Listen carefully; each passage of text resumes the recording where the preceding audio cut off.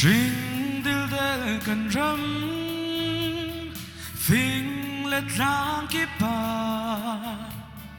Lang chung chok lei le Bar pun tling hani Na đam mô ti in Gian em cần chân lại Lên ti thay mai yêu si Cần xem nạc lung rôn khoa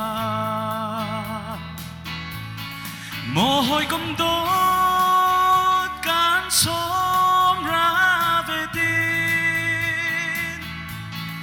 Tình ở sinh đôi Tăng chung kê thầy số Leng le vang hạc chia Sẽ mong ruan hề Giá tiết lấy lên tí xì Chun đi lạc giang qua đây tia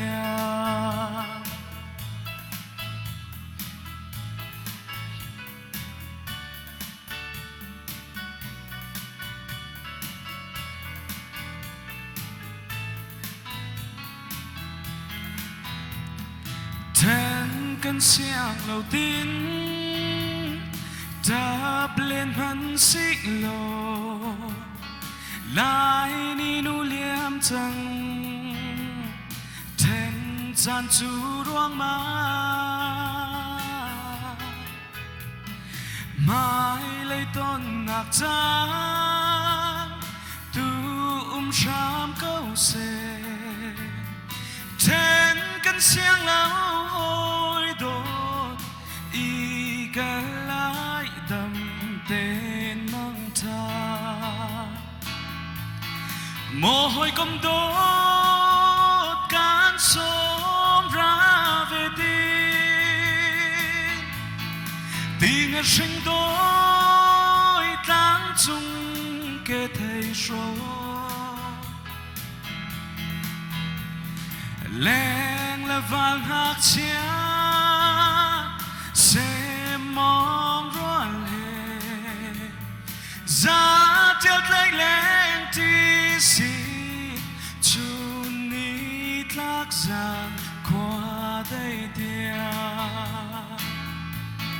Mồ hôi công đốt Cán xóm ra về tin